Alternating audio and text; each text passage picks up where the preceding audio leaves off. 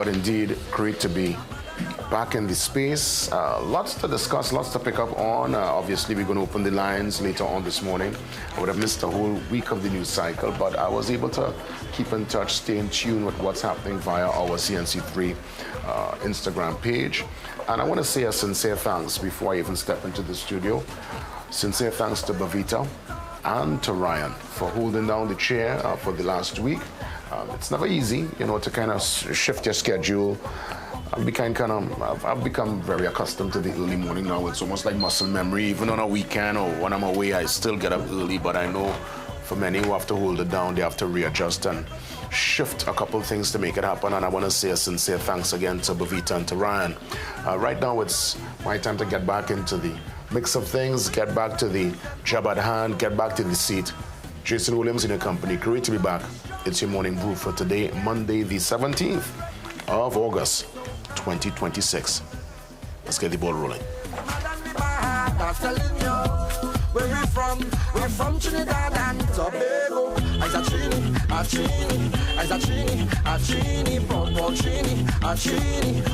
cause they love how Trini does look. And they like how Trini does. All right. Yes, indeed.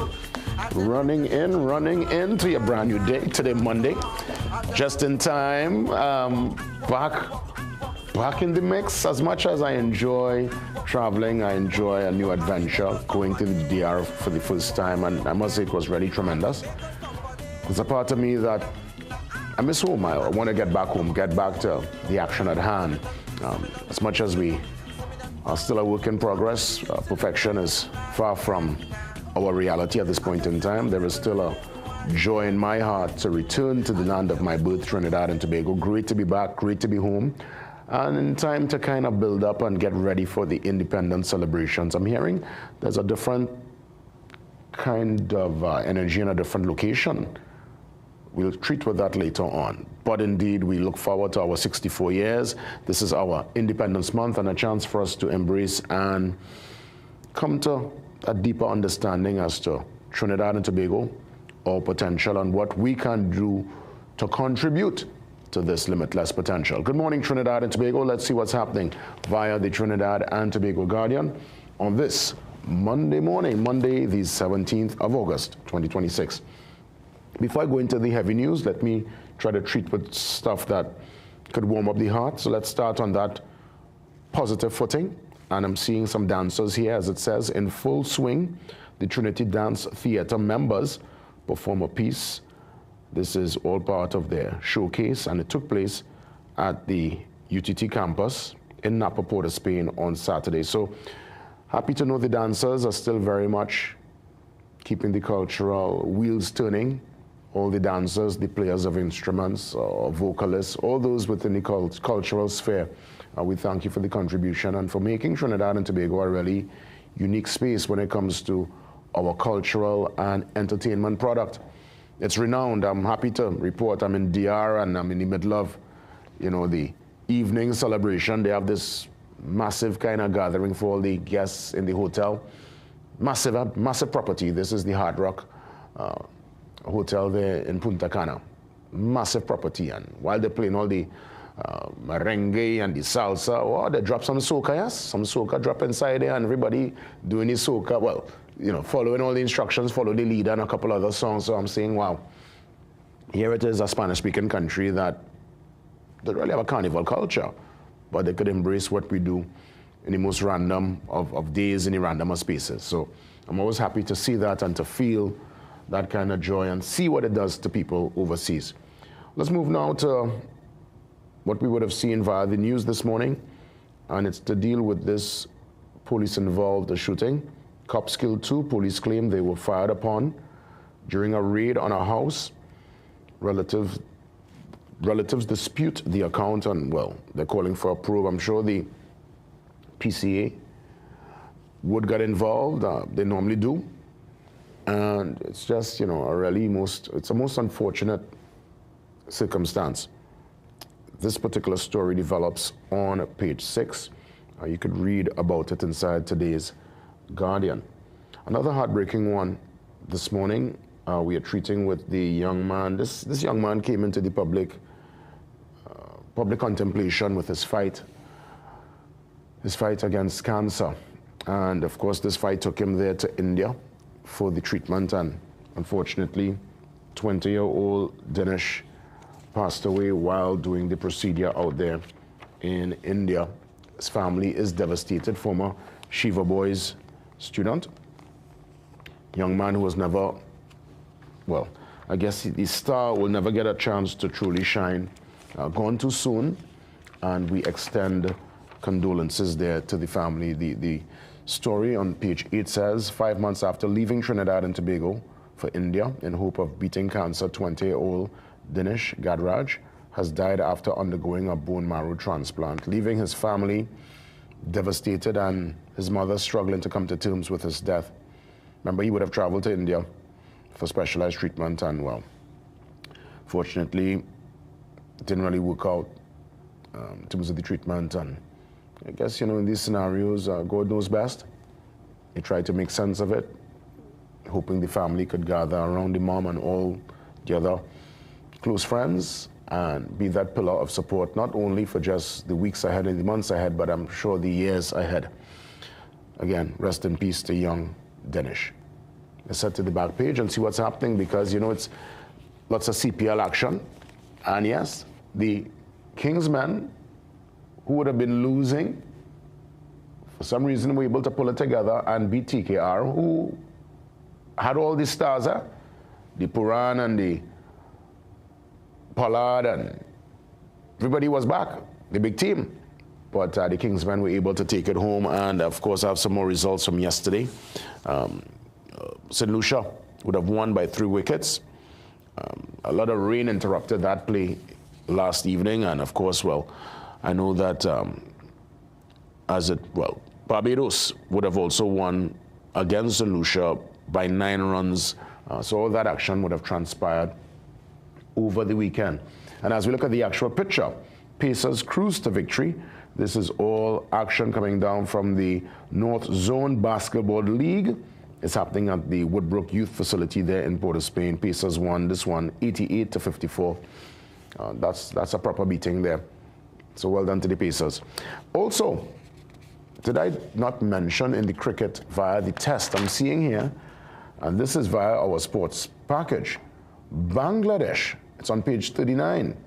Bangladesh claims historic first test win in Australia by 9 wickets. I want to say congratulations to the players from Bangladesh. This is quite significant because, you know, Australia, powerhouse when it comes to all formats.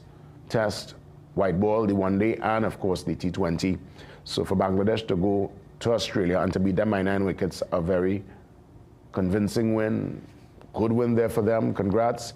Also congratulations to my beloved Arsenal, the Community Shield champions, beating Manchester City yesterday 3-0 in what is more or less the curtain raiser before the season starts, the actual Premier League, which is going to start in a couple of days this weekend.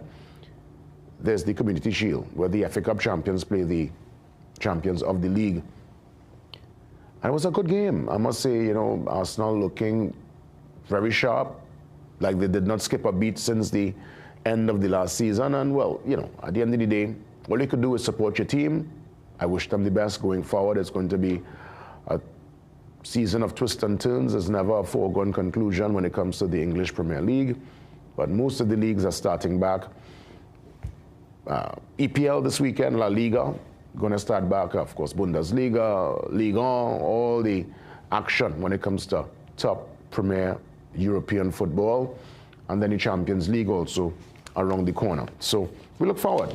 Lots of sporting action in the weeks, months ahead.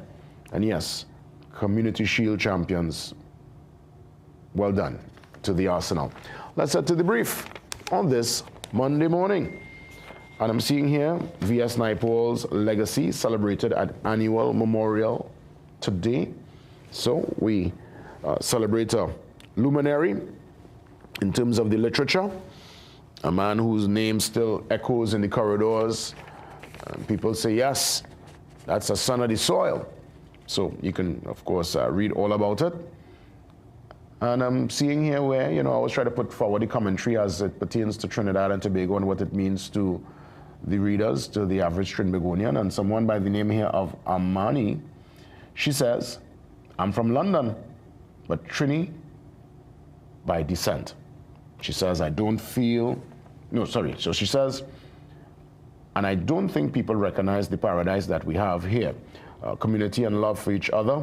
She says, obviously there are some tensions, but if you go outside and come back, there is no comparison. I've never felt love like I have in Trinidad and Tobago. So that's Amani, who lives in London. Trini by birth, right? Trini still, the Trinbago blood still flowing in her veins, and basically she would have lived outside, and when she comes home, she's reminded that the love, it still exists, and she is able to embrace it and share with us her sentiments as we get ready for our Independence Day celebration, the 31st of August, 2026. Trinidad and Tobago still going strong. Let's get ready for the boss report. Sarud joins me next. After Sarud, we get a chance to touch base with Kevin Ramnarine, energy expert and attorney at law concerning our TNT Venezuela gas deals. So we're dealing with energy, but before we get into that energy conversation, the movers and shakers with business. Let's get the latest via the boss report. It's up next. Textbooks, screens, late nights. Your eyes work hard through every class, exam, project, and deadline. Ferrara Optical has eyewear specifically designed to reduce eye strain so nothing holds your learning back. For a limited time, youth get a free frame with lenses from just $495. Scholars get frame and lenses starting at only $750. And lifelong learners save up to 30% off your purchase of advanced lenses like Eisen and Transitions. Less strain, more focus. Your vision without limits. Visit Ferrara Optical in store today. This promotion is NLCB approved. Every day at the castle, long before we open our doors, our work begins. Our famous seasonings are mixed in advance. We select our fresh chicken parts and prep our delicious sides. Then we fire up the fryers and rotisserie oven. Everything is made with tasty local herbs, spices, and the same long-loved recipe since 1968. So, when you come in, remember that we uphold our culture and our taste just for you. We are your Royal Castle.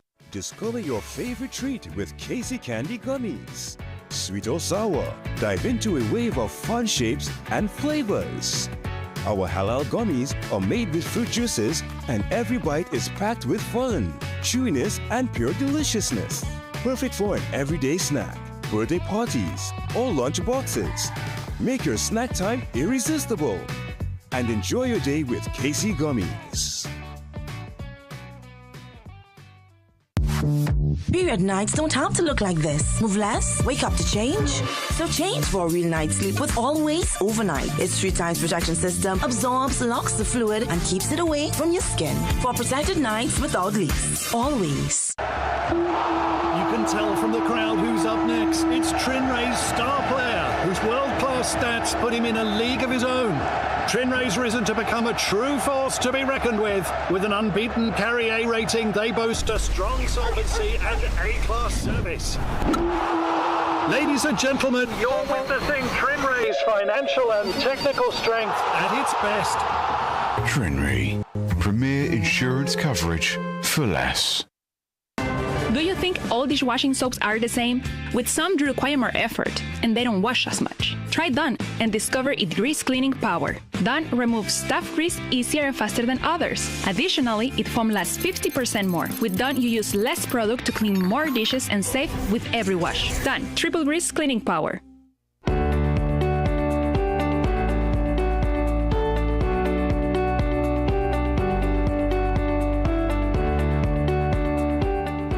Listen, every Monday we get the ball rolling with the boss report, a chance to check in with the big movers and shakers, and Sarud gives us the latest. Sarud, good morning to you. Good morning, JW, and good morning, Trinidad and Tobago, and welcome to the Boss Report. Well, today we're taking a look at financial results, and we're turning our attention to the conglomerate sector of the Trinidad and Tobago Stock Exchange. And of course, we're looking at two very local giants in this particular sector. We're talking, of course, about Anser McAl as well as Massey Holdings Limited, or both groups that have reported earnings, which were somewhat contrasting in terms of fortunes for their respective investors. Let's take a look at what have taken place and what investors might expect in the coming months ahead. Turning firstly to Anser McAl, well, the group would have reported for its fiscal half-year period of 2026 a whopping 50% increase in its earnings per share from continuing operations, and overall of $1.50 compared to that $1 in the prior comparable period of the fiscal half-year of 2025. Now, revenues are up a fairly modest 2.8% from $3.68 billion to just about $3.79 billion. However, most of the magic took place in terms of increases in operating efficiency, with operating profits increasing 12.3% from just over $400 million to around $450 million over the comparable periods. Finance costs also decreased over the comparable periods, roughly 18.5% from $101 million to just about $83 million, resulting ultimately in profit attributable to equity holders of the parent company of $257 million versus that $171.8 million in the prior comparable period, that 50% odd increase. When we take a look at Anser McAl's profit before tax performance by segment, some fairly notable changes. Banking and insurance up a whopping 32% from $97 million to just about $128 million over the comparable periods in that bluish segment. Automotive trading and distribution facing some period of weakness, of declining actually just about 25% in terms of PBT, from $77 million to just about $58 million over comparable periods. Construction, manufacturing, packaging, and brewing, that particular segment in pink, up just around 8.4% from $226 million to $225 million, and a narrower loss in the media services, retail, and parent company segment, from narrowing from a loss of $77 million in the prior comparable period to just about $30 million in the most recently concluded fiscal 6-month period. Now, from a operating profit margin perspective, we can see that there was significant improvement. Operating profits hitting its highest level, in fact, over the past 5 consecutive periods at the half-year point, just around 11.9%.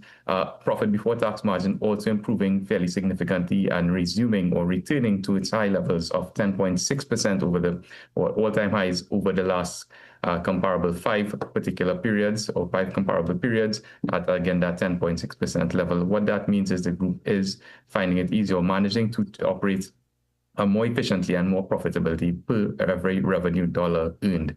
From a valuation perspective, we can see that the share price has languished somewhat relatively over the past 5 comparable periods, currently trading at around $47. But with that trailing 12-month earnings per share figure consistently improving over the past few consecutive periods, currently at around $3.95 per share. Again, that trailing 12-month EPS, with that improvement combined with the decline in share price, would have resulted in a more attractive relative valuation for the Anser McAl stock, currently trading at around that 11.9 times earnings.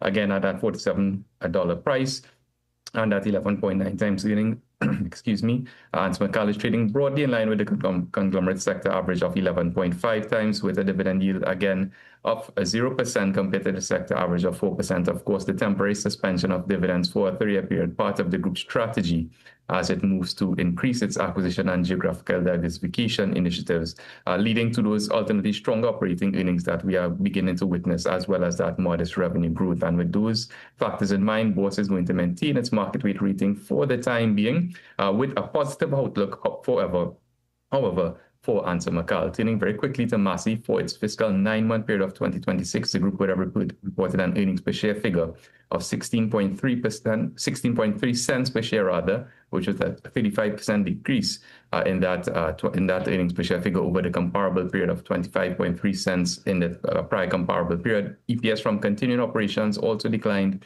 just about 9% from 24.6 cents per share to 22.4 cents per share. Revenue from continuing operations did increase 6.8% from $11.8 billion to just about $12.65 billion equivalent. Ultimately, however, profit attributable to equity holders declined at 35.6% over the comparable periods from 500 million to just about 322 million. Driving this performance was a fairly mixed result in terms of its profit before tax contribution by segment. Integrated retail, for example, its largest segment would have been fairly flat at around $514 million in PBT contribution. Gas products down just about 3% from $275 million in 9 months of 2025 to just about $267 million in that 9 months of 2026. Fairly notable improvement of around 12% in that motors and machine segment, growing from 128 to 140. And a notable decline of roughly 21% in that financial services segment, its smallest segment, declining from 57 million in PBT to just about 45 million in PBT over the comparable periods. Now, from a profit margin perspective, we also note that there was some deterioration in margins for Massey over the comparable periods. Operating profit margin, for example, down at 6.1% in that yellowish line, down from 6.7%. Profit before tax margin also declined from 6.8% in that pinkish line to 6.2%, and ultimately profit after tax margin also declining from 4.5 to 3.9% in that greenish color. Now, from a geographical composition perspective of profit before tax, we can see some notable changes. Trinidad and Tobago continues to decline in terms of relative importance to the group's PBT, moving from 33 to 32%. Guyana, in that orangish color, improving from 27 to 30%. Jamaica and the USA, one of the most notable observations, would have actually declined in relative importance from 8 to 6% in the case of Jamaica and 3 to 1% in the case of the US. These jurisdictions would have been home to some of the more significant recent acquisitions of the Massey Group. Colombia increasing from 5 to 7% in that brownish color segment. So at a price of $3.43 per share, Massey is trading at a price earnings ratio of 10.2 times, slightly below the sector average of 11.5 times, and offers investors a fairly attractive dividend yield of 5.2% relative to the sector average of 4%. So with revenue growth in mind, continued geographical diversification, however, keeping an eye on those lower profit margins in the near term, BOSS is going to maintain a market rate rating on Massey for the time being with a stable outlook. Well, that's it for this week's edition. For more information, you can give us a call at 2BOSS or 226-8773. Email us at info@bossfinancial.com. And of course, you can check out our website, bossinvestment.com, where all of our research is absolutely free. And you can catch this article in today's business section of the Trinidad and Tobago Guardian newspaper. So until next time, stay safe, happy investing, enjoy your Independence holiday, and we'll see you again on the BOSS Report.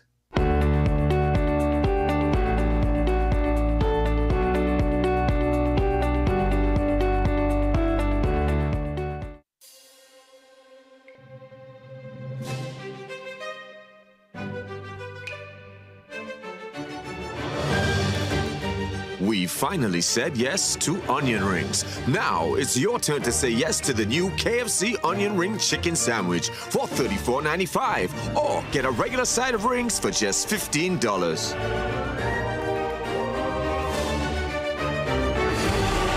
KFC, it's finger-licking good. Every project begins with a vision, a roof built to last, windows that open new possibilities, coatings that protect, finishes that transform.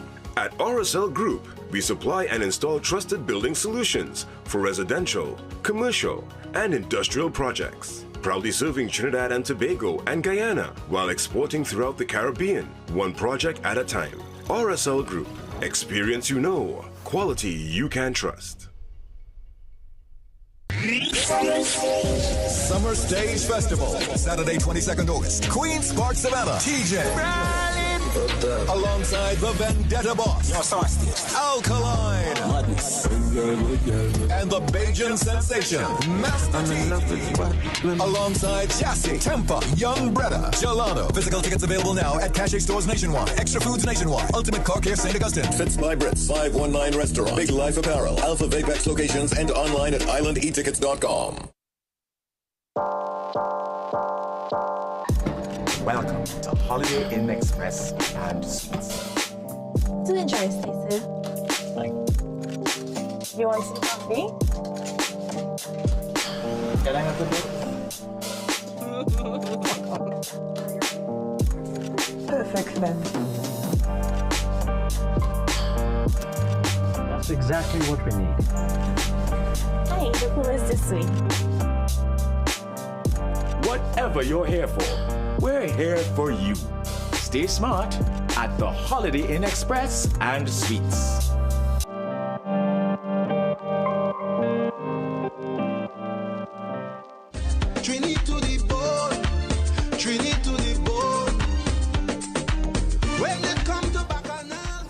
Joining me on the Zoom line this Monday morning is attorney at law and energy expert Kevin Ramnarayan. I want to say good morning to you, Kevin. Great to see you. It's been a long time, and I look forward to our discussion as we try to get in real time through your lens where we are as it pertains to our energy potential and energy product. Good morning to you, Kevin. Welcome. Hi, good morning. Yeah, are you hearing me and seeing me and so on? Yes, loud and clear, seeing you. Right. You know, seeing you and hearing you loud and clear. I want to ask you, though, because I saw recently some footage out of Venezuela with the acting president, Delcy Rodriguez, basically speaking in a I would say, optimistic way about the potential of Venezuela's product, the fact that they're looking to get the wheels turning again, I would imagine, with the former president awaiting trial and the U.S. investment and engagement. There seemed to be some kind of momentum as it pertains to their aging infrastructure. So I don't know if we're going to start with the infrastructure there. Are they fit? Is it fit for purpose to get the ball rolling, or is the actual Venezuelan product going to take a while before they could get back to some place of normalcy? I want to treat with Venezuela first before we even deal with our potential to do business with them. Where are they right now as it pertains to their product? Yeah. So they are going through rapid change since since Nicolas Maduro was removed in January. The country has reopened to investment, and the investors are flowing in. Of course, the major announcements of the last couple of days has been that BP has gotten a license for what is called Loran Phase 2. And a few months before that, Shell had gotten a license for what is called Loran Phase 1. And of course, Chevron, who has never left Venezuela, Chevron is preparing to invest and so on. But as you pointed out, their infrastructure in Venezuela, their energy infrastructure is badly decayed, badly neglected, and that is going to take time to rebuild, and it's going to require a lot of money. But of course, the world knows that the resource is there. They have the world's largest reserves of oil, and they have the world's 8th largest reserves of natural gas. And of course, we need natural gas here. And we are surrounded by Venezuelan natural gas. Some of it is in cross-border fields with Trinidad, shared with Trinidad, and some of it is right across the maritime border. So I think Trinidad needs to have a close look at, of course, what's happening. I'm sure that is happening at the level of the government, but there's a lot of things that have to be done to, first of all, to receive that gas in Trinidad. And we don't have exact figures. What we know is that the Manatee project, which is not Venezuela, it's Trinidad, but as the president of Venezuela pointed out, in Manatee and Loran one field, Manatee is happening, and we expect to get the first gas from Manatee in late 2027. And then, of course, the big news is that after many years of talk and agreements and so on, Venezuela is finally moving on Loran. And Loran, of course, is on our doorstep. Loran is not in Trinidad's waters, it's in Venezuela's waters, but it is part of one reservoir, what we call a reservoir complex, which is Loran Manatee. So it used to be what is called a unitized field.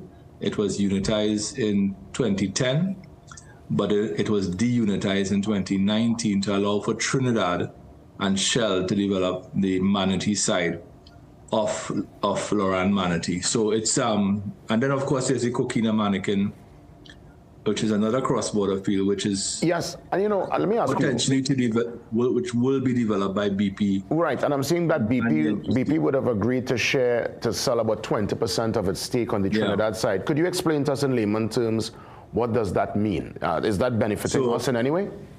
So it means that on the Trinidad side, it's called Mannequin, and on the Venezuela side, it's called Coquina or Cocina. People have different pronunciations. But on the Trinidad side, the owners are 80% BP, 20% NGC. And that's a recent development which was announced, I think, last week by the Prime Minister when she met with BP executives and the Deputy Secretary of State.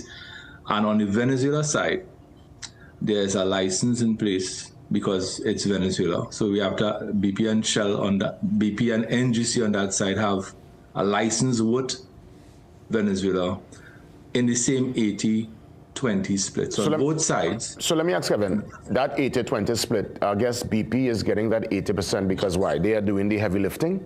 I'm trying to work out the split. BP would be what is called the operator. Mean that they would actually go out and do the heavy lifting, as you pointed out.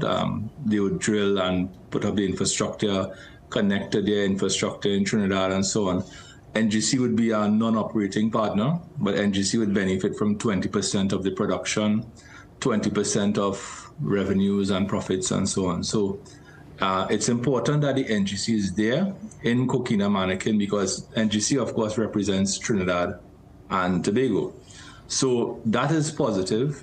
And BP, of course, has the infrastructure out in the East Coast, in what we call the Columbus Basin.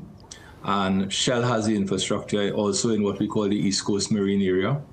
And collectively, and this is something that I think the average Trinidadian is not aware of, but in Guayari, there's a place called Beachfield. I know you've been around East Trinidad. Eh? Yeah, very familiar. You may have been down to Guaya. Yes, I have family there. There's a place called Beachfield in Guayari where they have gas processing infrastructure that is really, in my respectful view, mind-blowing gas processing infrastructure, world-class gas processing infrastructure that is what we call slug catchers. That's an industry term. NGC has one, BP has one, and Shell has one. And the combined capacity of those 3 slug catchers is in the region of 7 billion cubic feet of gas per day, which is well in excess of anything this country has ever produced. So we have that excess capacity for gas processing in Guayari. But of course, there are other things to consider because the scenario we have to consider as a country is we will have a lot of gas that is arriving at Beachfield. And that brings into question issues of pressure management, issues of liquids control and debottlenecking and so on. So that's a big engineering study has to be done on Beachfield to prepare it to receive. And of course, I think, BP and Shell would be aware of this and the NGC, but that's the work that has to be done. So that is we don't have a date on when BP and Shell will begin to develop Loran. And people have been questioning where is the gas going to come? Where is the gas going to go to? Well, I could tell you that based on my experience, going back to my time in the private sector, the most economic option for that gas is to come to Trinidad, given the proximity and given the fact that there is so much existing infrastructure. And it's no coincidence that the 2 lead players in Loran are BP and Shell, and they are the 90% shareholders of Atlantic LNG. So that's good news for Trinidad and Tobago. If it happens, of course, as people have been pointing out, the devil could be in the details. We need to understand what does that mean from a commercial point of view. How does it benefit Trinidad and Tobago in terms of taxes, royalties, tariffs? And that's why I want to actually give you a chance to elaborate on the benefits. Now, I know when it comes to the energy sector, it's not that it employs this massive amount of people. Obviously, we need people who are specialized, who are skilled. So it will not, let's say, solve our unemployment issue. But outside of the specialized people who could work within the space, what tangible benefits, if these deals really pull through and they are able to come our way, what difference could we feel on the ground, Kevin? Right, so there's Dragon, which Dragon seems to have taken a little backseat for now, but it's very important because Coquina Mannequin and Loran Manatee have been in the news. But from all indications, Shell is going to announce what is called final investment decision on Dragon in 2027. That is what was stated in Shell's second quarter earnings report, second quarter 2026. So there's Dragon potentially coming to Trinidad in 2029 or thereabouts, right? That's my estimate. Other people may have estimates that vary. But there's Dragon coming to Trinidad, bringing gas into our country. There is Coquina Mannequin coming in 2020, potentially coming in 2029. There's Manatee coming in 2027. So there's a lot of gas lined up to come into the country. Now, some of it is guaranteed, like Manatee, which is already in train, no pun intended, in train Atlantic LNG. There's Manatee, which is happening, and we expect that gas next year. And there's the Venezuelan cross-border gas, and there's the Dragon gas. So what does this mean? It means that, what's the benefit for Trinidad? Well, first of all, the gas which belongs to Venezuela, the Loran gas, the Coquina gas, the Dragon gas, that's their gas. So when that gas is produced, you would expect that the Venezuelan state would benefit from the exploitation, commercialization of their gas. So they would get taxes and royalties, as would be expected. It's their gas. What do we get? We get more gas coming into our economy, coming into our ammonia, methanol, LNG plants. We get corporation tax from those companies. We get tariffs.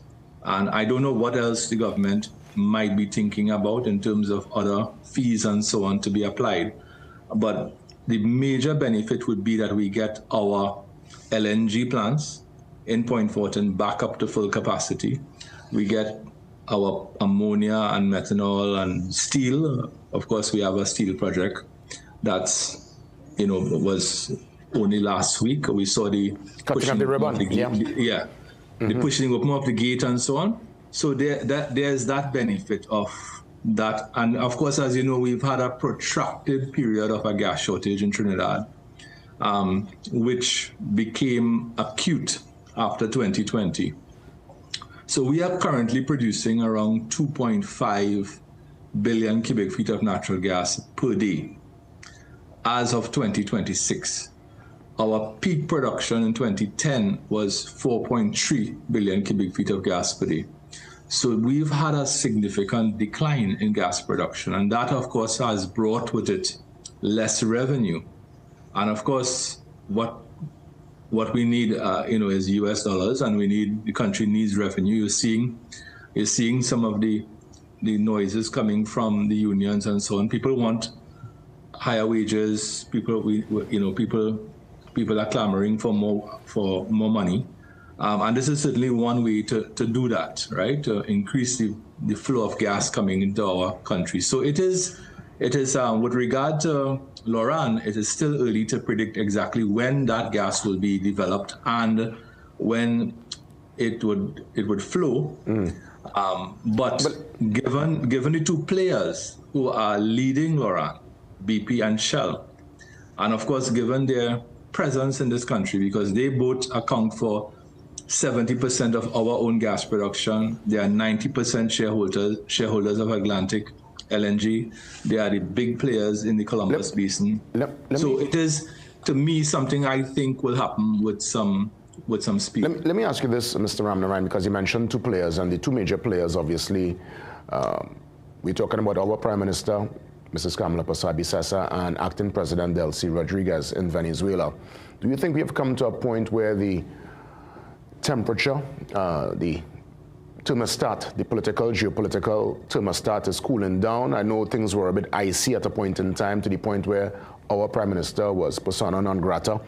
Do you think the geopolitical touring out, as it were, is taking place so that we could have this business hand in hand to benefit both countries? Where are we, through your lens, looking at it from a holistic point of view? Well, there's a old maxim in politics that says that there's no such thing as permanent enemies in politics. So there is, what there is in politics is commonality of interest. And certainly in this particular situation, there is a significant commonality of interest, which is both countries stand to benefit tremendously by working together. Venezuela has significant resources of natural gas in that area called the Plataforma del Tana. They have significant resources of natural gas in that area called Mariscal Sucre, which is to our west, Plataforma del Tana being to our southeast. Trinidad has, as I just pointed out, excess capacity for processing gas at Beachfield. LNG trains that are running at 60% of their capacity. Point Lisas, where a number of plants have had to shut down over the years because there was inadequate gas supply. So there is that commonality of interest that makes this union, this marriage. And this is something that we've been pursuing as a country since I was minister, before I was minister, Mr. Manning's era, and so on. But as a former oil and gas international executive once told me, and he said the day will come when the economics will drive it, right? And I think that day is here. I think the politics and the economics are lining up. You talked about, and then of course there's the role of the United States in a lot of the change that is happening in Venezuela. I mean, it's obvious that was driven out of the United States, out of American foreign policy. And I think that by and large, this current government's foreign policy has thus far worked. So here we are on the cusp of what could be probably the most significant development in natural gas, in our natural gas industry for a long time. We've always thought that Loran's gas should come to Trinidad. Chevron used to, at one point in time, they were the holders of the Loran block, the block that holds Loran. They gave it up recently this year in a swap arrangement with the Venezuelan government. And of course, the Venezuelan government gave it to Shell and BP and their partners. So it is historic. It's not over the line yet. These things have to wait for what is called final investment decision. Of course, as I pointed out, Manatee is at it has passed final investment decision. Coquina Mannequin, which is that cross-border, the other cross-border field, I expect will get final investment decision, if not in this year, maybe next year. So it is happening. Yeah, well, it is happening cautiously. It is happening because things could change in the geopolitics, but for now, things are trending in the right direction. Yeah. Well, thanks for sharing and giving us that update, Kevin. As always, sincere thanks for being here with us, and we will touch base soon. Kevin Ramnaran, thank you very much. That's right.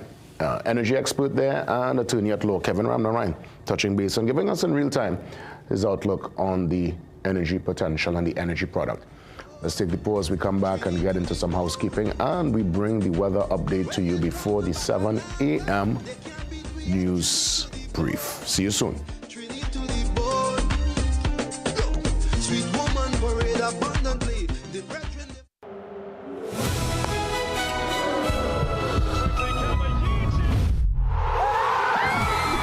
When you fill the world with love, it's magic. Dairy, dairy, the milky milk.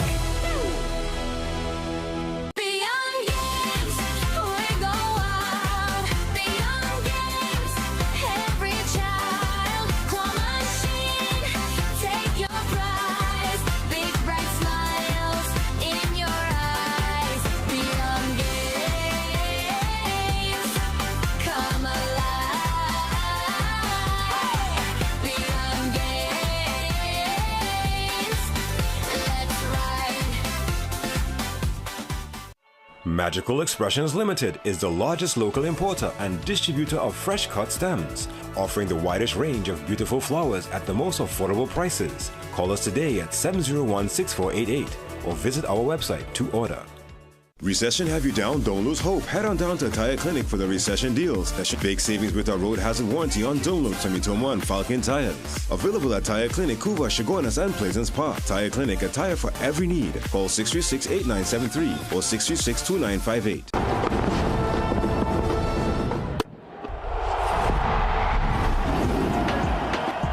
Everyone loves a champion. A champion performance deserves a champion home. At Classic Tiles, discover premium tiles, stylish bathrooms, luxury vanities, SPC flooring, and everything you need to bring your dream home to life. Because every winning woman deserves a home that looks and feels like a champion. Champions shop at Classic Tiles, located on Endeavour Road, Chaguanas. Your heart, brain, and body with omega-3. Packed with essential fatty acids, omega-3 helps support heart health, brain function, and overall wellness. Whether you're staying active, focused, or simply living life to the fullest, make omega-3 part of your daily routine. Live healthier with omega-3. Wellness that works from within. Tune in to Wellness Unlocked on CNC3 Sundays at 5 p.m., also on Monday and Wednesdays at 9:30 a.m. The Israelite Church of God in Jesus Christ, teaching the truth about God's people, God's plans, and the secrets of God, all written within the pages of the Holy Bible, which is the Word of God. Watch The Hidden Truth every Thursday at 5:30 a.m. to 6 a.m. on CNC3.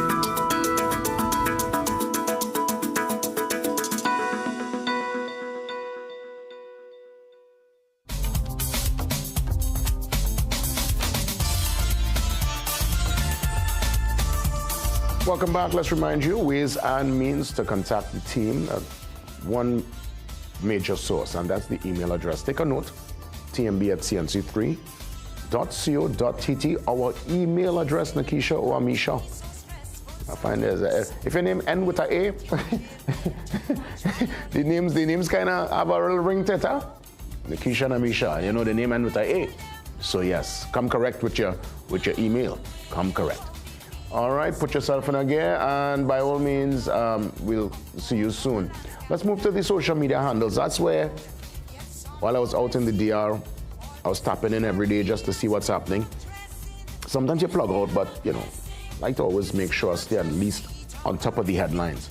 And I got lots of it via the CNC3 Instagram feed. Of course, there's Facebook, there's X. Put yourself in a gear and, follow today. You could do so, the exact same outcome, but with some more content there because you're getting some programming details and all your favorite content, access to your favorite content. You can do that on the CNC3 mobile app. A must-have on your smartphone. I implore you to download and, put it on your phone. Get it today. Let's move to the Trinidad and Tobago Guardian, the guardian of democracy, the legacy product. 108 years and going strong. All your top stories and developments, and a chance for you to let your voice be heard via our opinion page. We want you to visit guardian.co.tt for more today. Let's head to our food for thought. Don't go through life, grow through life. I love this. So don't just go through life. They're suggesting here to grow through life, and growth comes with going into the unknown. Growth comes with sometimes failure. But it's never failure, it's never a loss, it's always a lesson, and that's how you grow. You learn, you adjust, you inspire, you keep pushing. So beautiful thoughts, beautiful words on this Monday morning. Let's check in with Sagoni for our weather update. And on a Monday, she deals with the Farmer's Almanac. So let's hear right now from Sagoni.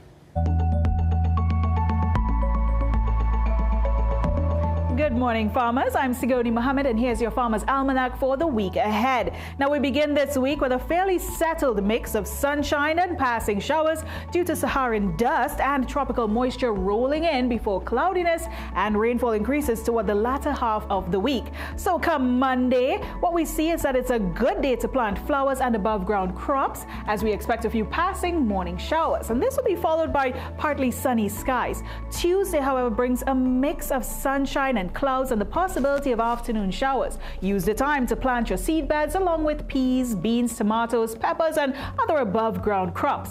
Wednesday and Thursday now, which is the first quarter phase happening here, a few morning showers are possible, but there should still be periods of sunshine, an especially good day for leafy vegetables, so consider lettuce, cabbage, pak choy, and other greens. Now by Friday into Saturday, conditions turn wetter with mostly cloudy skies, morning showers, and some afternoon rainfall. So put planting on hold. Instead, use these days for clearing, plowing, weeding, and general field maintenance. Then comes Sunday. On the 23rd, planting conditions become favorable again for above ground crops, as we expect a mixture of clouds and sunshine with the possibility of a couple of thunderstorms around. Now, your farming tip this week, you've got to know that passing showers can help newly established crops. As rainfall increases later in the week, though, keep your field drains clear and watch for standing water around your younger plants. And with thunderstorms possible into the weekend, you want to avoid working in open fields whenever you hear thunder, and wait until conditions are safe before returning to the field. So farmers, use those early planting days wisely. Then let the wetter period work for you while you concentrate on field maintenance. That's your Farmer's Almanac, helping you grow smarter every week.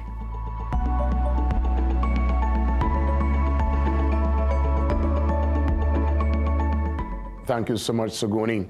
So let me give you a little update as to the whole Kanto experience, and I must say a well put together conference where all the ICT specialists, all those within that technological field come together, regulators, government officials, they make decisions, and that's where, you know, they sit at the table, they crunch the figures, they try to sort out themselves and ensure that the most vulnerable are impacted. I heard lots of that kind of conversation last week where they want to ensure that everyone gets access to internet, everyone gets access to, you know, being able to go online and get information. AI was a big part of the discussion also last week. And kudos to Minister Dominic Smith, Minister of Public Admin and AI. He received the first ever ministerial award. And yeah, that was a good look for Trinidad and Tobago. So well done there to the minister. Felt very happy for that development. And Kanto 2027 will be held right here in Trinidad and Tobago. So the Kanto big conference is coming to Trinidad in 2027. So that's a good look. A little recap of my DR experience and my chance to go out there and see in real time Kanto. Up next, your news update, your calls, and much more after 7.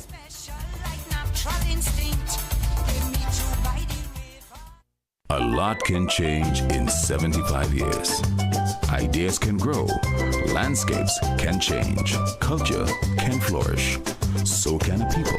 For over 75 years, Jimmy Abood has proudly added to the tapestry of Trinidad and Tobago, providing the material that sets us apart and brings people together. Come on in and celebrate with us as we surpass 75 years as the fabric of a nation, serving generations.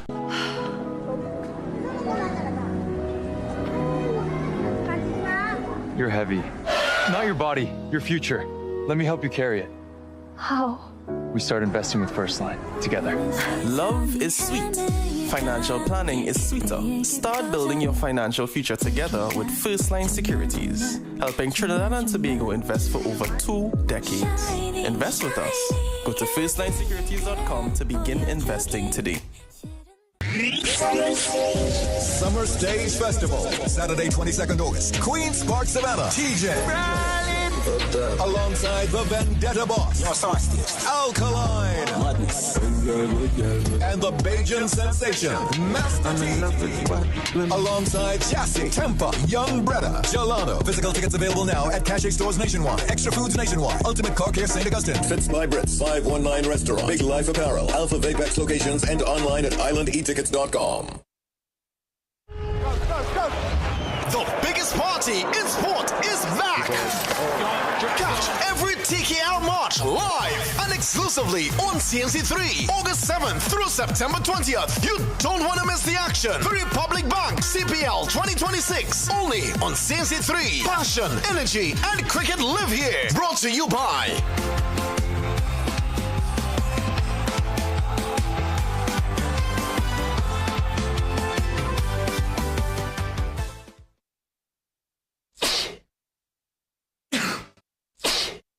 Cold or flu? Take Panadol multi-symptoms. Relief in minutes. 7 cold and flu symptoms. Panadol release starts here. Stomach discomfort again? Bloating, cramps, irregular bathroom habits? Meet Vivera, your daily support for a balanced gut. Vivera works fast to help reduce the abdominal pain, ease bloating, and support healthy digestion. It helps restore balance to your gut so you can get back to feeling light, comfortable, and in control. Choose for real digestive relief, safe, effective, and trusted for both children and adults. Now available at pharmacies nationwide. Vivera, feel the difference. Make sure you have yourself a great investment week by viewing The Boss Report every Monday morning at 6:15 a.m. during CNC3's The Morning Brew. You'll get sound financial advice, whether you're a new or experienced investor, when you view The Boss Report. CNC3, covering your world. Time check, brought to you by the Central Bank and the National Financial Literacy Program.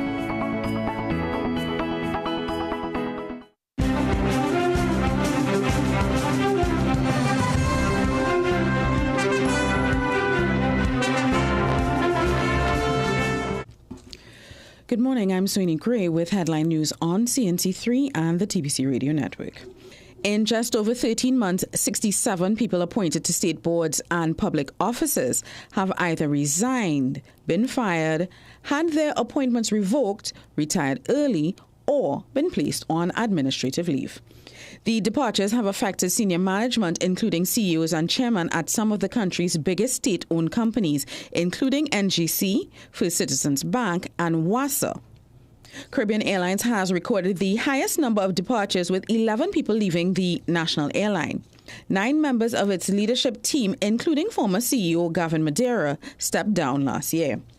For former Trinidad Petroleum Holdings Director Romel Lalu, who was terminated from the board 3 months after his appointment, he says he was falsely accused of sexual harassment, but no investigation had been conducted.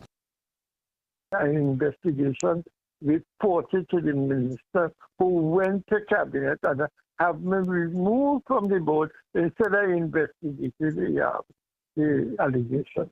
Mm-hmm. Because my name stink up all over the place, and one person called me and telling me about that situation.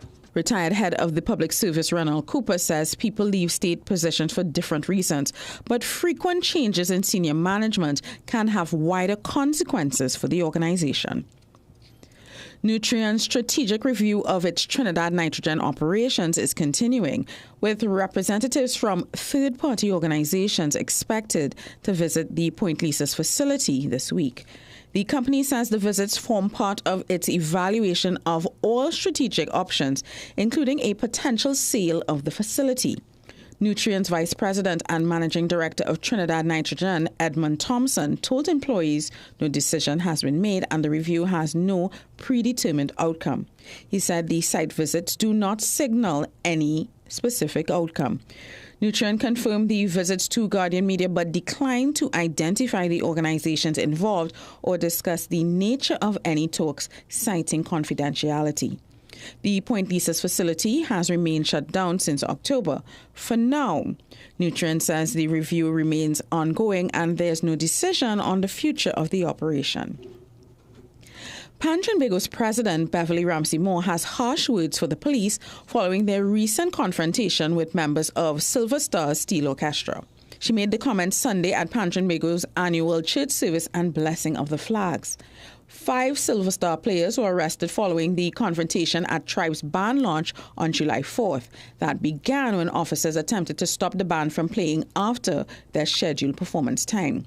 The players were subsequently charged with obscene language, disorderly behavior, and resisting arrest. Ramsey Moore says players are not responsible for event management. They are only there to perform. I am here to perform. I am on a mission. So my business is not with you. My business is to perform. And if a law is being broken, that is not about me. I am here to perform. You go to the promoter, and then the promoter comes to my lead. Isn't that how it is done?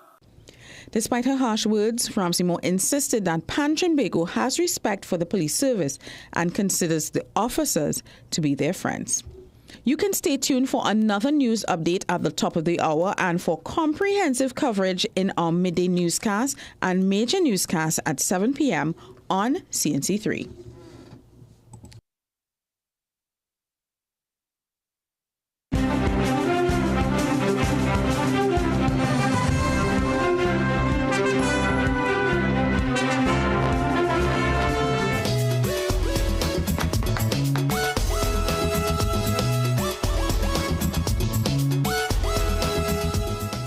Welcome. Let's get into the calls. It's your second hour on this Monday morning, Monday the 17th of August, 2026. Let's see who's on the line as we give you a chance to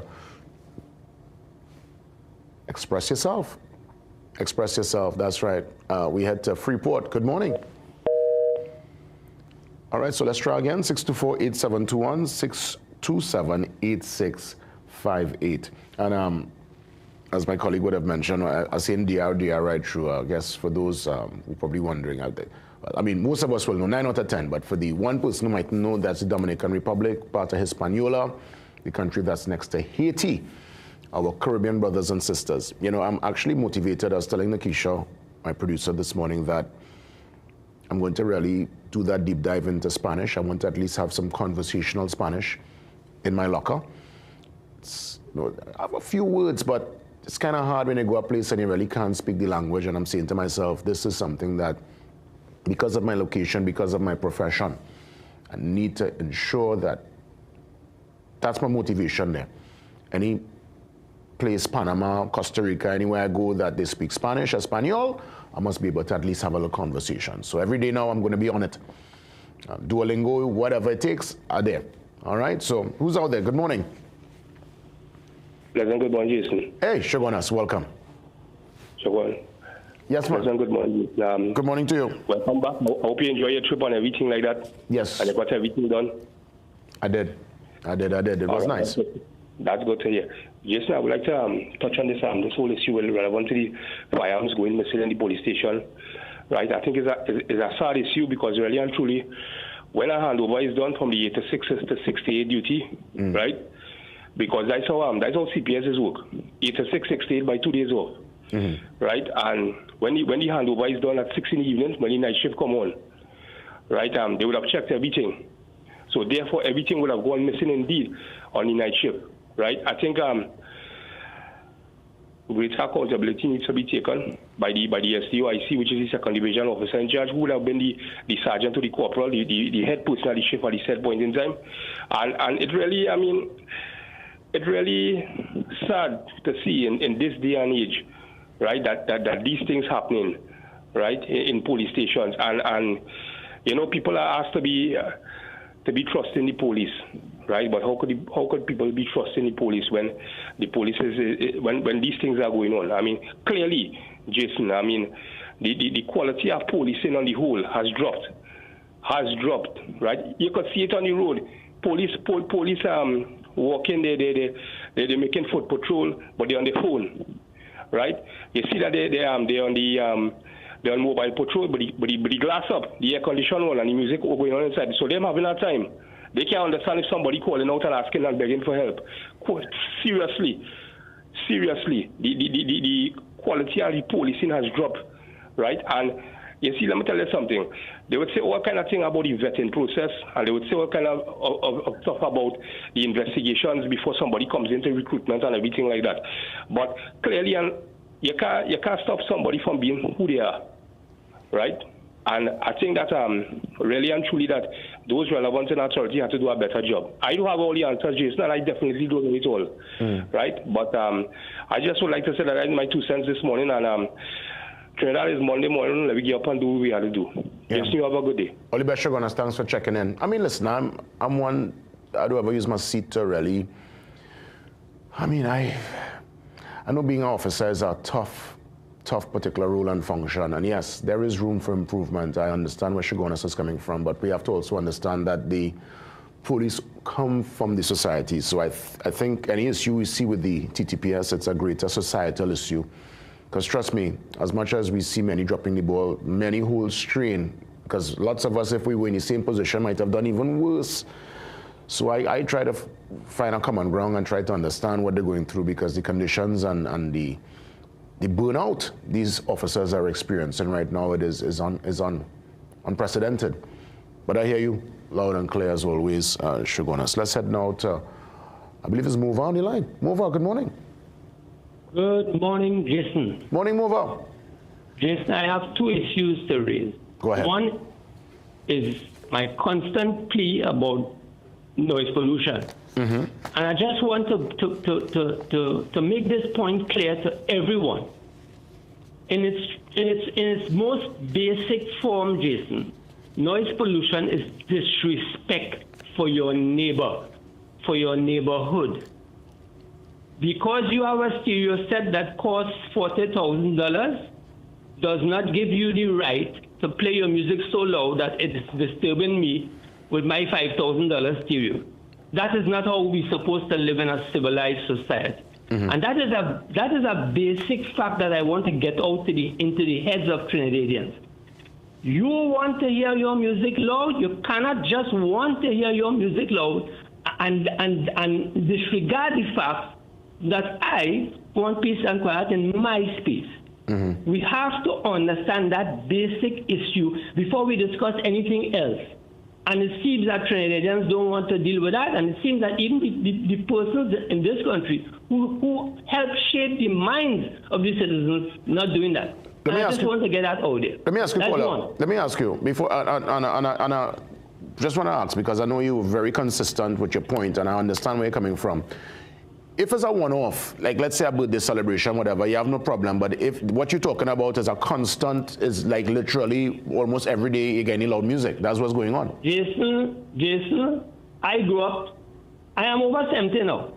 I used to real party. You understand? I don't have a problem with my neighbor next door. Somebody saying, hey, you know, I'm in a party next week, Saturday, and think, we'll have noise power. I have no problem with that. I understand. But Jason, you're living close to a bar, and every Friday night is noise, Saturday night is noise, and Sunday, or sometime during the week. Listen, I live in close to a bar. You know what this bar used to do, Jason? For almost 2 years, this went on. They used to have parties starting at 3 a.m. every Thursday morning. You hear what I'm saying? I know the bar you're talking about, you know. I know exactly. You know? I know. Right. I come into work on a morning, 5:15 on the Eastern Main Road, coming to Port of Spain, and I seen people coming out that morning. I see, but people partying this right. kind of And let me tell you I know exactly what you're talking about. I know what you're talking about. Right, and let me tell you something, Jason. I sat down and watched that. And ask myself, I say, but how long would the citizens, my neighbors, take that? And no one did anything. You know, I had to go and have an audience with the senior superintendent in Mobile Station to get that stuff. So that is the next thing about citizens, about us, that we don't understand how we need to protect our neighborhood. You know, but we mind people business. You know, and we engage in all kind of other things and make other things issues when that basic thing about quality of life is lost on us. That is how much we have to grow as a people. But my second point, Jason, how do I want to get some information onto you about to get something on PF. Do you have a WhatsApp number or something? You have to do, as you come off now, we'll take information and we'll call you and we'll put something in a gear to come through soon. Thank you very much. I'll move out. Take it easy. Yeah, I know exactly what you're talking about. I used to be in shock. I seen, but wait, now there's a random Thursday morning, like, these people ought to go to work. We're talking here 5 o'clock, you know. Man now coming out party in the week. Trinidad sweet, yes, I tell you. Good morning. Who's out there? Hi, Hi, Jason Williams. How are you? Hey, all is well. All is well. Go right ahead, man. You were missed last week, and your colleagues held the fort very well. Thank you. I have a Guardian newspaper in my hand, and cops killed 2. Yes. Police claim that they were fired upon arrival. Again, it's accountability, because accountability needs to be put to the forefront. I'm not going to throw any stones to anybody. I believe that's not going to solve the problem. It's about getting the facts in and then making a claim. Now, Jason, I am a social person whereby I talk to people, and I'm seeing that everybody's complaining about job issue, about crime issue, a lot of different complications which now giving society at large right now. And I also have friends internationally who's complaining about work issue and security issue flooding in America. So for anything to be solved is how you look at things. Yes, you may think that is not practical, but how you perceive things. Because, the world is a very problematic place. It is. But how you perceive your thoughts shape your reality. You see, my life wasn't a bed of roses, but I found gem within myself. I found wood within myself, because I was first with you. And if we don't understand that, we will never solve the problem of ourselves. We are the problem, ourselves. Yeah. You see, with that being said, the issue with everything is a work with self. And once you understand that, we can move forward. Jason, thank you for your love. Thank you for your trust. Again, accountability needs to be put to the forefront for us to move forward with the police service. Accountability needs to be put to the forefront. Thank you, Jason Williams. Yeah, well said. I guess, when it comes to governance, the first entity is really yourself, to govern yourself, how you treat with yourself, what you want for yourself, that get up and get it kind of attitude, and seeing worth in your self-value, in your presence on the planet. Beautiful words there from Freeport, Sheldon Lane. Let's take one more before we head across to the next interview, at least the first one for the second hour. Good morning, you're live. Morning. Hi. Yes, go right ahead. I'm listening. Are you Uncle Jason? Yes, Uncle Jason speaking. Good morning. Nice to meet you. I'm Santiago. My little from partner. the funeral. Yes, I remember Santiago. Funeral in Cuba. I remember Santiago. Listen, TNT, I met this young man, Santiago, with his granny. I went to attend the funeral. A friend of mine, I see you on TV. Well, all right. Well, yes, man. Listen, we took a little picture, me and Santiago. Yes. No, I remember we took a little picture, Santiago. Yes. How the vacation going, partner? You enjoying it? Yeah. Nice. I was so happy to meet the young man. Santiago, what's your age again? Yeah, what, about 10, 11? How old? Huh? How old are you again? Yeah. How old are you again, Santiago? About what, 11, 12? How old are you? Yeah. 10. About what, 10? I'm 10 years. 10 years old. 10 years old. Well, Santiago, I want to wish you the best. Remember you're a champion, the future of the nation. And I want to thank you for the support and for being so young and tuning in every day. You don't miss, even if he misses, apparently Granny said if he misses in the morning because he had to go to school, he will tune in the evening. So I have a young supporter there, probably my youngest supporter to date. Santiago, nice young man. Would have met him there in Cuba a couple of Fridays ago. Thanks for tuning in, Santiago, and thanks for touching base, man. Yeah, that's warm up your heart, It's not the young people so in tune. The man know what's going on, The man in tune. And that's why we as the adults, we need to ensure that what we do makes sense. We want people like Santiago, the next generation, to get the baton in a position that they could take it and run with it. We can't give them the baton on the ground. We cannot. All right, we won't have it. We will not do it. With that, we thank all the callers, from the most mature to the young. Thank you so much for tuning in. Up next, we're going to treat with the TTP, as a matter of fact, and this police post and joint patrols discussion. The president of the Social Welfare Association, ASP Pitt, he joins me next.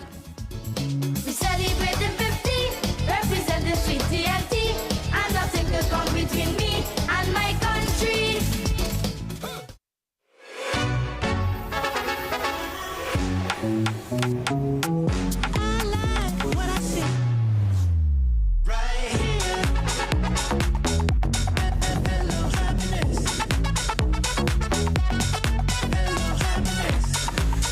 world is yours.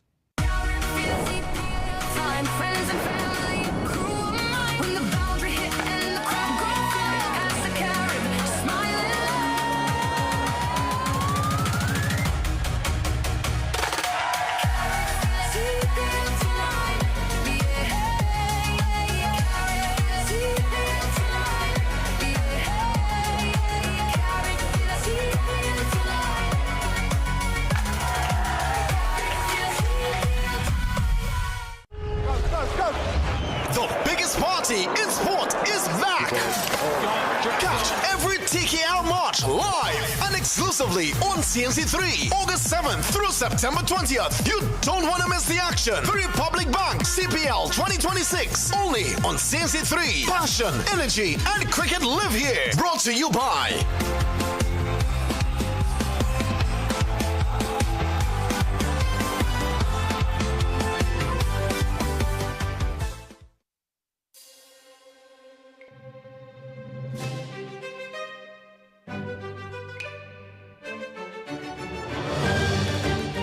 We finally said yes to onion rings. Now it's your turn to say yes to the new KFC onion ring chicken sandwich for $34.95, or get a regular side of rings for just $15.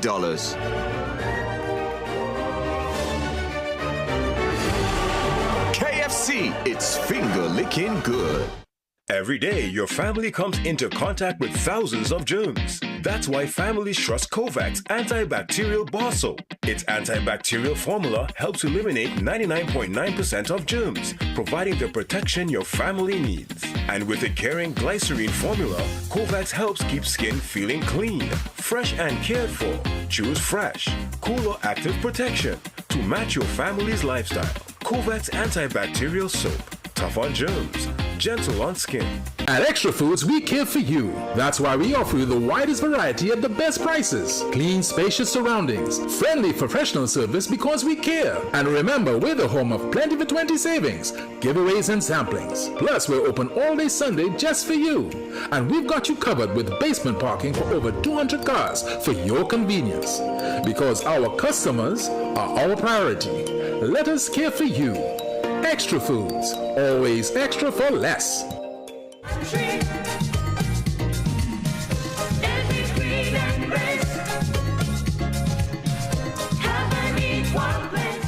President of the TTPS Social Welfare Association, ASP Petty, joins me on the Zoom line, always readily available to discuss the important matters, and obviously lots in the public domain, lots up for public contemplation as we consider the police posts and these patrols, the joint patrols, as mandated by the Prime Minister. And of course, many welcome the particular act. Of course, some are suggesting, well, hey, let's have a different strategy. It's one of those circular debates, unfortunately, but I'd like to find out from you, ESP Pitt, and I know you represent lots of your officers, and just to get a feel as to what's the general consensus and the mood within the walls of the TTPS regarding the mobile units, the police posts, and these joint patrols. Welcome as always, Officer Pitt. Good morning. Yeah, thank you. Good morning, Jason. Good morning, Trinidad and Tobago. Firstly, this association welcomes any measure that would treat with the management of crime. Within it, though, our main concern will be that it doesn't compromise the welfare, the well-being of our officers, or even undermine our terms and conditions. So once these areas are preserved in the first instance, then this association has no issue regarding any crime-fighting measure or initiative that is introduced. Yes, and you said it quite rightfully, you will always hear of other strategies, other recommendations that could be implemented that, based on whoever is providing the argument, may bear more fruit. And we look at international models and, some would question whether this in itself is the best approach. Nonetheless, from a policing standpoint, as a member of the citizenry, it's always pleasing that, initiatives are coming on board in order to try to treat with our present crime issue. With that, though, there are standing police facilities at this point in time that are in need of repair. And I'm glad you brought that up, because I was not going to come to that. I was wondering, what's going on with the current infrastructure. I know there's some stations with no paper, some with infrastructural issues. One would have imagined some of the resources towards these police posts could have probably gone towards some of the existing facilities. Is there any station right now that is absolutely not fit for purpose? Well, we would say that there are a number of police facilities that at this point in time are in need of repair. And just recently we had to take officers from one building and place them at another location in order that they continue to carry out their functions. There are facilities that at this point in time that are undergoing repairs, and for that we are grateful. The Aruka Police Station, the La Hoqueta Police Station, but we are seeing that it is widespread. And for that reason, if we want to, improve morale and show that interest in our most valuable resource, which is our human resource, we need to ensure that the facilities that police officers are functioning within are just as equipped in terms of basic facilities. Yeah. So we have looked at the posts and, it looks good. It looks conducive to policing. But we'd want that the facilities, those standing facilities that presently police officers are functioning within, they also receive that same level of focus. Officer, I want to ask you, President Pitt, as it pertains to security experts and some of their recommendations. Now, again, they're coming from a place of their expertise outside of the current context. I mean, you're actually within the walls of the TTPS, so you have a great understanding as to the daily dynamics and the inner workings. Some are suggesting, and again, these are security experts, that to curb crime, the police should be agile, they should be on the move, there should be more mobile patrols, as in the current patrols we see happening, as opposed to being positioned stationary in a post. How do you counter that particular argument? Do they have a point, or do you see it through a different lens because you are on the inside of this discussion? Good, and I would not seek to counter that particular argument. Modern policing speaks to presence, and it also speaks to the ability to respond. So notwithstanding that we are not averse to the implementation of additional police facilities, it means to say that we don't embrace the evidence-based approach of having widespread presence through patrols. But even when you look at, and I'm even looking at what you have up on the screen, police posts / joint patrols. So that in itself suggests that it's not just the standing facility, there's also something attached to it, which is patrols. And presence in itself is amongst the most fundamental of policing activities. So once we are able to manage patrols and have patrols presence increase, and that the post in itself, the fact that it must be manned, doesn't compromise our ability to have that type of resource on the ground, that we are able now to ramp up patrol and patrol presence, then no issue. President Pitt, obviously we need manpower to man the said facilities, and I know that many are burnt out. We spoke about that in detail our last discussion on the program. Where are we since we have had that discussion? Because I know saw recruits lining up, but they will not be ready until a couple of months from now, or probably a whole year. I don't know how long the process takes for them to pass out and actually become part of the service. Where is the manpower coming from to treat with this new initiative, as it will? Yeah, excellent question. Now, again, we observe it's joint patrols. So immediately, the expectation is that the police service will be complemented by members of the Defense Force.